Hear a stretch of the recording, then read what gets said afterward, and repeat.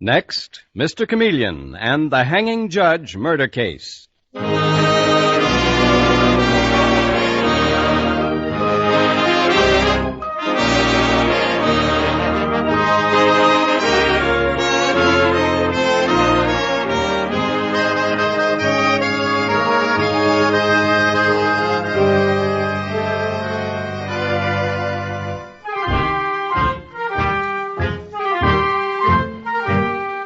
Tonight we again present the famous Mr. Chameleon of Central Police Headquarters in his famous cases of crime and murder, brought to you by the makers of genuine Bayer aspirin.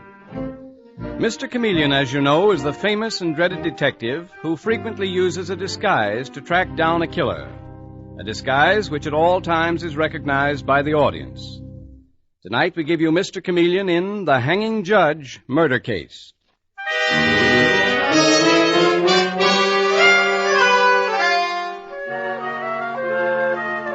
The story opens as the famous Judge Hatch, known far and wide as the Hanging Judge, is seen striding rapidly and impatiently along one of the corridors of the Cyrus Blackstone Museum in a quiet residential section of New York.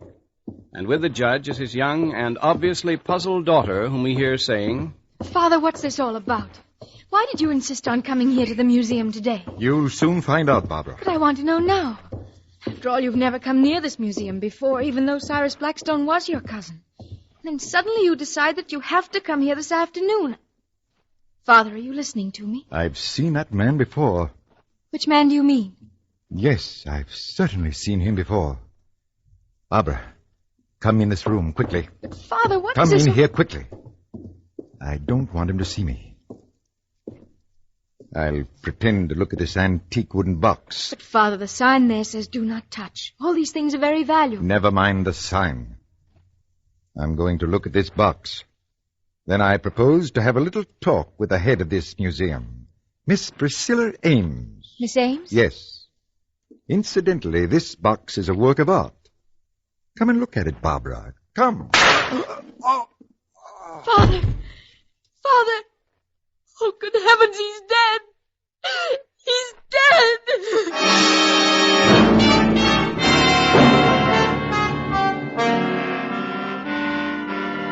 And a little later we find Mr. Chameleon, the astute and dreaded detective, entering the still room where Judge Hatch lies lifeless.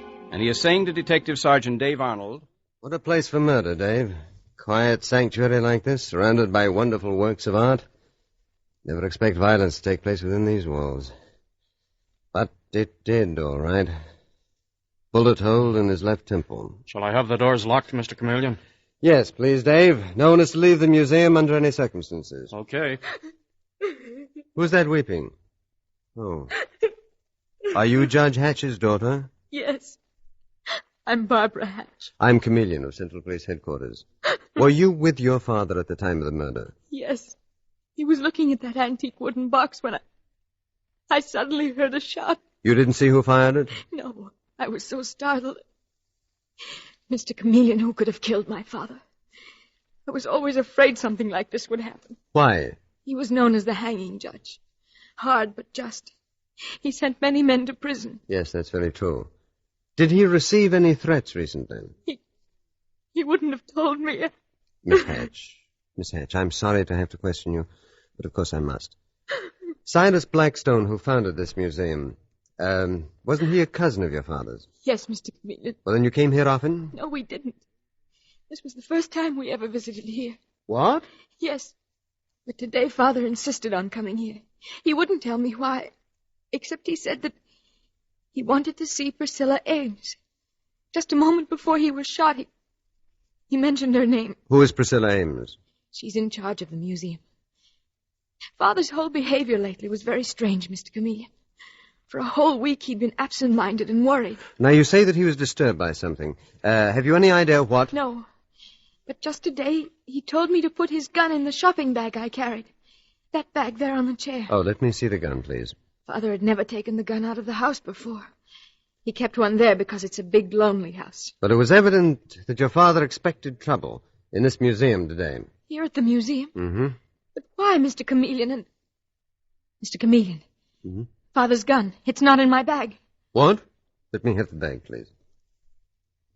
Miss Hatch, think hard. Where was this bag at the time that your father was shot? Why, I'd laid it down on the chair. The chair is right by the door, and the bag is a loose one. Someone could have slipped the gun out. Who?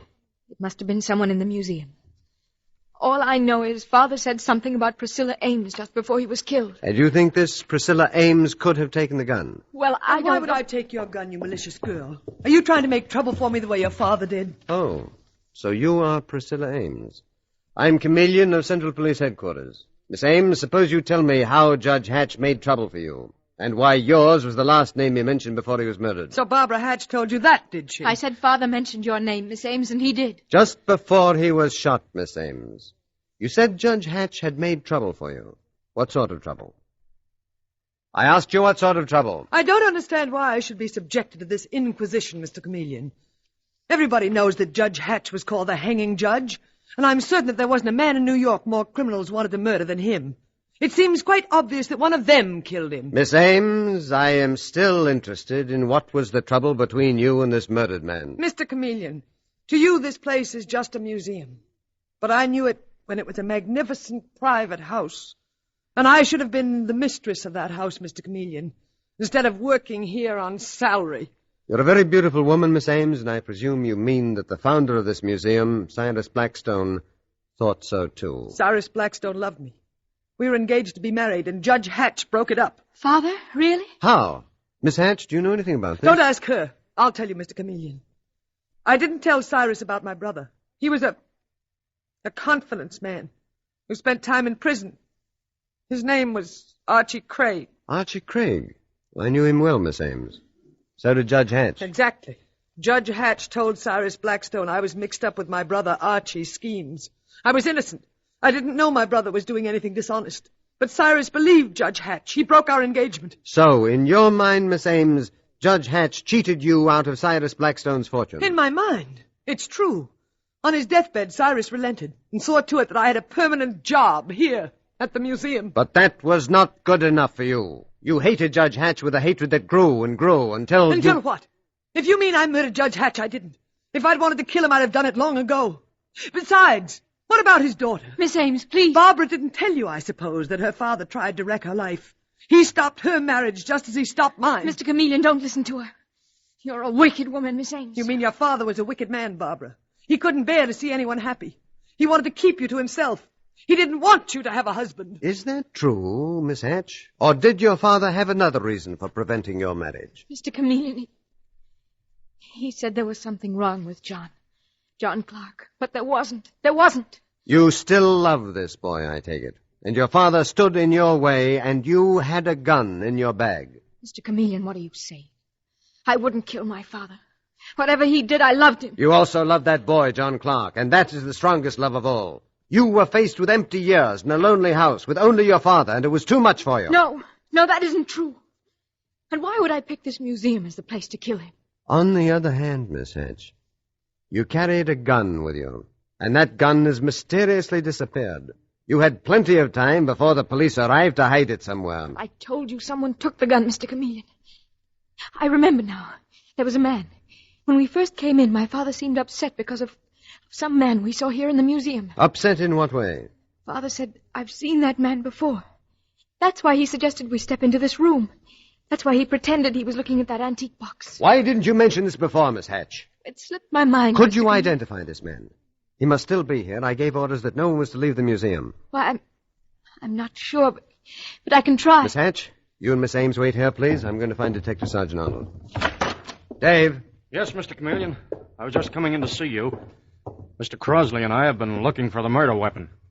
Who are you, Mr. Crosley? Philip Crosley at your service, Mr. Chameleon. I'm Priscilla Ames' assistant. I help her run the museum. So you've been looking for the murder weapon. Any luck? Not yet. Tell me, how many people were here at the museum at the time of the shooting, Mr. Crosley? Oh, quite a few. School teachers, tourists. They're all in a room upstairs, as you instructed. Any men?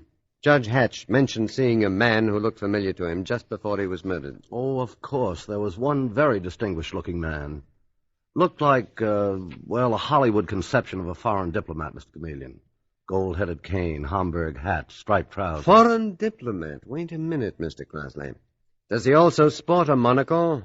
Why, yes, he does. Mr. Chameleon, you don't think... Indeed I do, Dave. Go and tell the distinguished gentleman that I want to see him. Oh, Dave, after that, call the police commissioner. Send someone to Judge Hatch's house. Go over his effects and see if he'd received any threatening letters. Yes, sir. Mr. Chameleon, this will probably be one of the easiest cases you've had to solve. Why? Because Judge Hatch was known as the hanging judge, and from everything I've ever read about him, a lot of criminals would have liked to kill him. It looks as if all you'd have to do is check up on the people he's given stiff sentences to. Check on them, and among them you'll find your man. So you're interested in criminology, Mr. Crosley? No, I'm afraid that's a little far removed from the quiet occupation I follow in a museum. Well, your hunch may be a good one at that. Dave, you send in our friend with the monocle, please. Okay, Mr. Chameleon. Particularly anxious to see him. Mr. Chameleon, do you mean that you know this man? Mr. Crosley, unless I am much mistaken, he's Andy Matthews, a well-known fence and confidence man. And I see that I am not mistaken. Hello, Andy. Hello, Mr. Chameleon. Well, this is a pretty mess. I walk into a museum to get a little culture, and what happens? Some man is murdered. Police all over the place. Oh, it's awful tough on you, Andy. But tougher on Judge Hatch. Now, look, Chameleon, I'm going straight. You haven't had much chance yet. You were just released from prison after serving an 8-year term. Judge Hatch didn't sentence me. No, he didn't. But he sent your best pal and partner, Shorty Mason, to the chair. Now, what do you know about this murder, Andy? What were you doing in this museum, and where's the murder gun? Why don't you search me, Chameleon? Because I think you're too smart to kill a man and keep the gun on your person. And I think you're too smart, Chameleon, to even dream that I'd kill Judge Hatch. You haven't forgotten, I hope, that he was well known as the hanging judge. When I was in stir, at least 20 men said their first act on release would be to knock off that old beak. Do you get my point, old man? The point is that those 20 suspects you so kindly present, Andy, are still in stir, but you are out and on the scene here. And I'm quite sure that Judge Hatch's daughter will identify you right now, Andy. Miss Hatch, you step in here, please, to identify someone. Yes, Mr. Chameleon. Miss Hatch, is this the man that your father saw just before he was shot? Is this the man who disturbed him so that he ducked into a room to avoid being seen? I don't know, Mr. Chameleon. I honestly couldn't say. Sorry, Chameleon, your mistake. Miss Hatch, you go back into that room, please, and ask Priscilla Ames to step out here. Yes. Miss Ames, Mr. Chameleon wants you. Miss Ames, is this man familiar to you? What do you mean? How would I happen to know a cheap crook? You forget, Miss Ames, that your brother was a crook. A confidence man just like Andy. Well, I never saw this man before. I never laid eyes on him. That's very odd, because at one time he and your brother were partners. Mr. Crosley. Yes, sir. What's that in that showcase on the wall? Why, that's a display of antique guns, Mr. Chameleon. Let me look at them. Antique guns? Well, you don't say. And is that little automatic in the corner an antique? When'd you put it in there, Andy? When'd you hide the murder gun in that case? I didn't, Mr. Chameleon. I never saw it before. Mr. Crosley, open the case, please, so I can get the gun. Well, What are you waiting for? I said open the case. I can't, Mr. Chameleon. I don't have the key. Who has? The only person in the museum, Mr. Chameleon, who has the key to that case is Priscilla Ames. Well, Miss Ames, how do you explain this?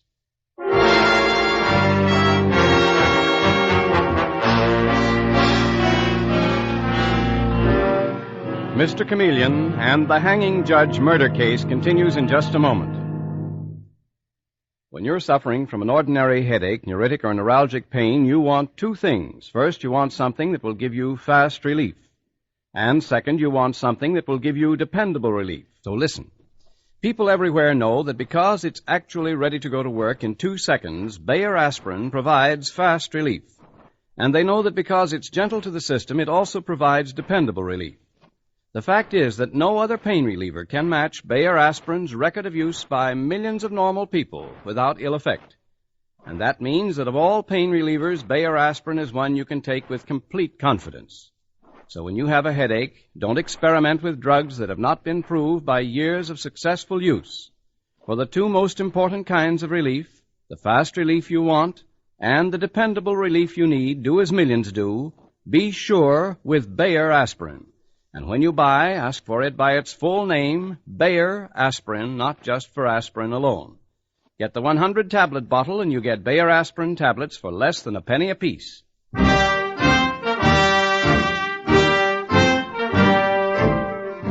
And now back to Mr. Chameleon and the hanging judge murder case. It is a few seconds later in the Blackstone Museum where Judge Hatch was mysteriously shot to death. Mr. Chameleon is facing a group of badly frightened suspects, and he is saying to the white-faced Priscilla Ames, the curator of the museum, Give me the key to that showcase, Miss Ames. The one with the antique guns and the murder gun among them. I haven't got the key with me, Mr. Chameleon. Mr. Crosley, your assistant says you are the only one who has a key. But I must have left it somewhere. I haven't got it with me. I don't intend to wait while you look for it, Miss Ames. I'll have to smash the glass case. And here is the disappearing gun. The gun that killed Judge Hatch.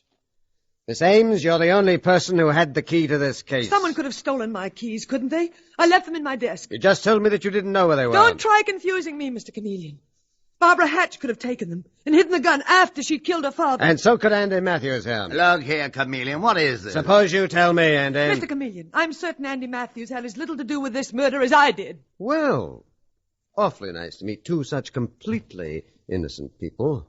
Andy, get out of this room and wait for me upstairs. That suits me, Chameleon. Get going, Andy. Okay. Mr. Chameleon, why do you dismiss a person like Andy Matthews and hold me here? Mr. Chameleon, look what I dragged up from the basement. Yes, Dave? Let go of me, you big bully! Let go of me! Not till Mr. Chameleon has had a little chat with you. Who is he, Dave? Mr. John Clark, the former fiancé of Barbara Hatch. Just why were you hiding in the basement, young man? I was trying to keep out of sight while Judge Hatch was here. If you knew what a so-and-so he was, you wouldn't blame me. Judge Hatch has been murdered by an unknown killer. And you were here in the museum at the time he was shot. Sure I was. So what? What does that prove? A lot of people were in the museum. John, be careful. I mean, don't be so disagreeable. Keep out of this, Barbara. I know what I'm doing. I'm beginning to see why Judge Hatch objected to you as a possible son-in-law, John. Are the police going in the romance business, too? What affair is it of yours if Barbara and I have been... had been... You mean that you and Barbara have been meeting here secretly in this museum? That's what you've been doing, meeting here, isn't it? Is that a crime? John, don't you see what you're doing, acting this way? I told you to stay out of this, Barbara. I think that she said enough to reveal that you and Barbara have been using this as a secret meeting place. And you, Miss Ames, you knew about these meetings, didn't you? In fact, you encouraged Barbara to meet this young man. Mr. Chameleon, Judge Hatch broke up one romance, mine. I took great pleasure in helping along his daughter's romance, yes. And Judge Hatch got wind of it. He came here, Miss Ames, to tear you to pieces. And possibly he thought he'd run into John, too. But he didn't run into me, Mr. Chameleon. I wonder. Go on wondering, Mr. Chameleon. Let's see the great brain work. That's enough out of you. Let him alone, Dave. Let him alone. I only hope that he's talking himself out of Barbara's affections. You may finally catch on to the idea, Chameleon, that Judge Hatch was known as the hanging judge, and plenty of guys were after him. I was waiting for that from you, John Clark. It's what everybody in the case has told me so far. And it makes me wonder. More and more. Mr. Chameleon, in the name of heaven, give us a rest from this constant insinuation and questioning. Miss Ames, there won't be rest for anyone till Judge Hatch's murderer is caught. Get that straight, all of you.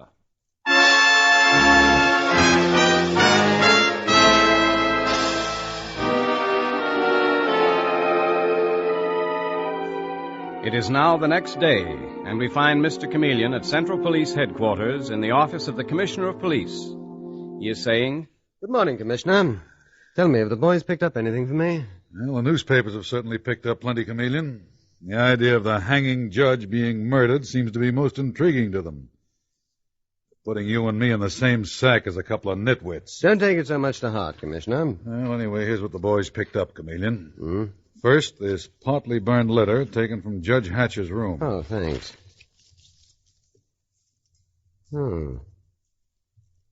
A note that definitely reveals the judge had been tipped off that his daughter Barbara was meeting the unsavory John Clark at the museum. And that, of course, is why the judge took his daughter there yesterday, Chameleon. That and perhaps something more, Commissioner. What more? Is there a report yet on whether Barbara had been carrying any packages or anything else from the museum after meeting the boyfriend, John Clark? It just came in, and your guess was right, Chameleon. Got the story from the doorman at the museum. So she has been carrying things away. Where'd she take them, Commissioner? The Apex coffee shop down the street from the museum. A hangout for Andy Matthews and a number of other crooks, including a couple of fences. The Apex coffee shop, hmm? Well. Chameleon, you don't think Judge Hatch's daughter killed her own father, do you? Incredible. Ghastly. It's happened before, Commissioner. Love-crazed girl, domineering, arrogant father.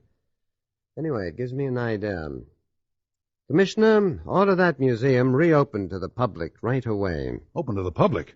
Why take that chance? Because it'll draw a big crowd of morbid curiosity seekers and give me the chance to go in there disguised as one of them. I want to draw the Apex coffee shop and that museum closer together.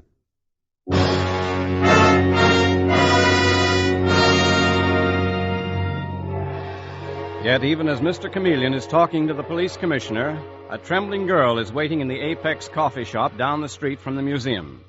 And Barbara Hatch half rises to her feet as Priscilla Ames swoops down upon her. Well, Miss Hatch, my dear little Barbara, I thought I'd find you here. And I came to warn you. What about Miss Ames? You know what about Barbara. So help me, I'll kill you if you say one word to Mr. Chameleon that implicates me in your father's murder. I didn't mean to, Miss Ames. Well, see that you don't. I've had enough of your sanctimonious family interfering in my life. I'm afraid. I'm afraid. You should be, Barbara. I suppose Chameleon will be coming to the museum in disguise. That's his specialty. But if he does, I'll recognize him. I'm sure I will. And then what? I don't know. But don't forget this. I know a lot about you, Barbara. And don't you ever forget it.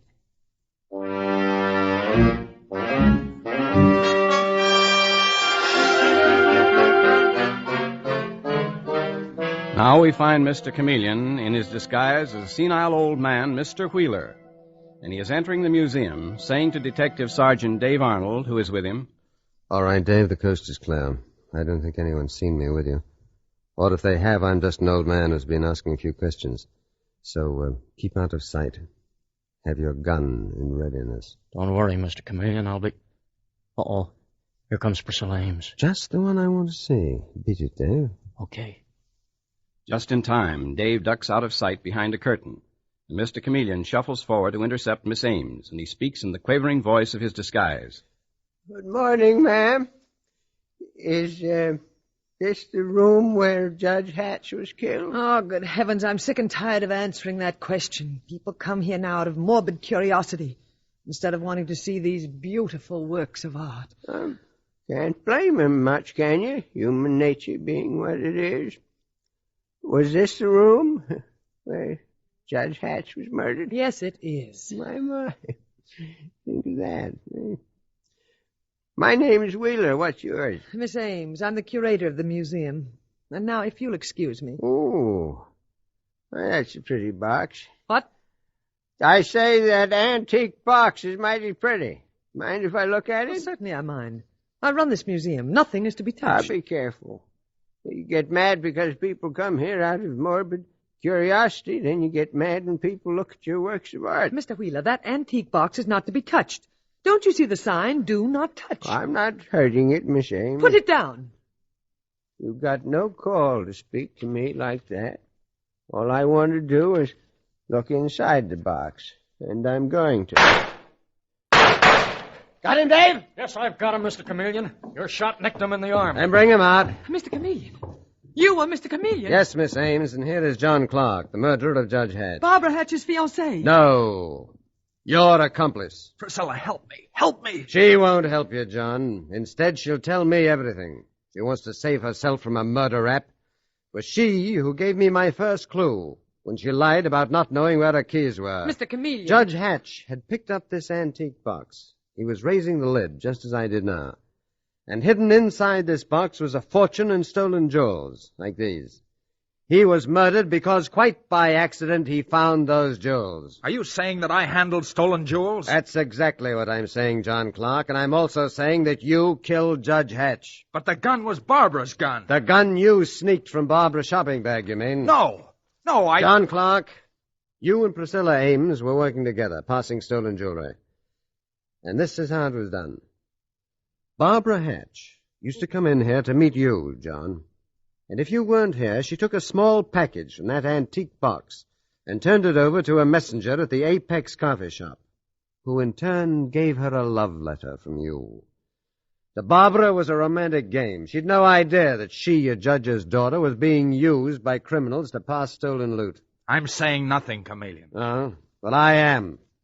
We found a half-burned note in the judge's room. A note for Barbara from you, John Clark, which thanked her for following instructions.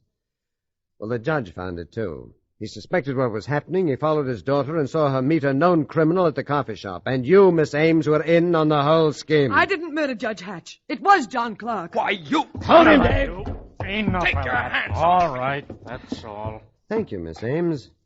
I can use your testimony. And I'm not a jewel thief either. I was just afraid to interfere. Afraid? You're enjoying it. It was sweet revenge, a bitter joke. A bitter joke to both of you that the daughter of the judge you so hated should have been tricked into helping a ring of criminals. What you didn't know was that it would lead to murder and your own arrest. You, John Clark, as the actual killer. You, Priscilla Ames, as a possible accomplice. No, I had nothing to do with it. You had full knowledge that crime was being committed. And your failure to report it is in itself a crime.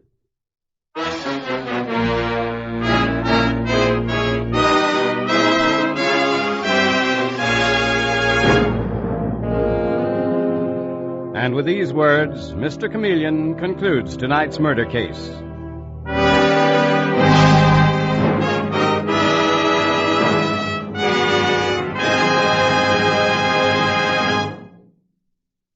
It's only natural that when you have an ordinary headache, you want fast relief. And to find out how quickly Bayer aspirin is ready to go to work, all you need do is test it in a glass of water. What happens to a Bayer aspirin tablet in the glass also happens in your stomach, and the speed with which it disintegrates indicates the speed with which it's ready to go to work. When you make this test, you'll see that Bayer aspirin tablets start disintegrating almost instantly, are actually ready to go to work in 2 seconds. Hence, they provide remarkably fast relief. So when you need something to relieve pain, be sure of how quickly it will act. Be sure with Bayer aspirin. When you buy, ask for Bayer aspirin, not just for aspirin alone. Get the 100-tablet bottle and you get Bayer aspirin tablets for less than a penny apiece.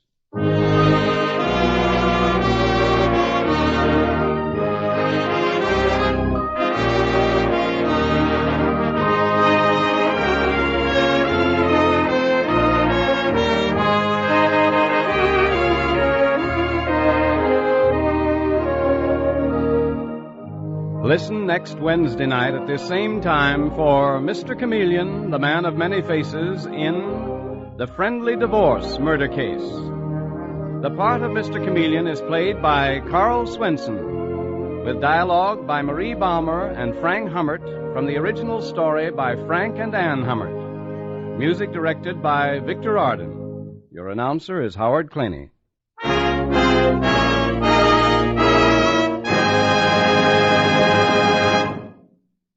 To millions, tooth decay means suffering, worry, expense. But now, thanks to a remarkable scientific discovery, you can actually cut down tooth decay simply by using new ammoniated Dr. Lyon's tooth powder.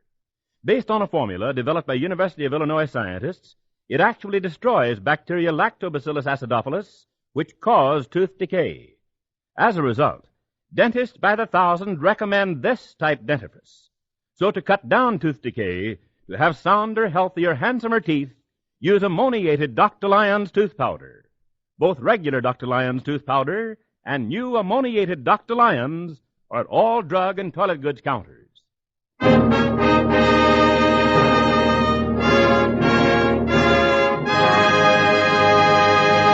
Listen for Mr. Chameleon in The Friendly Divorce Murder Case next Wednesday night at this time. This is CBS, the Columbia Broadcasting System.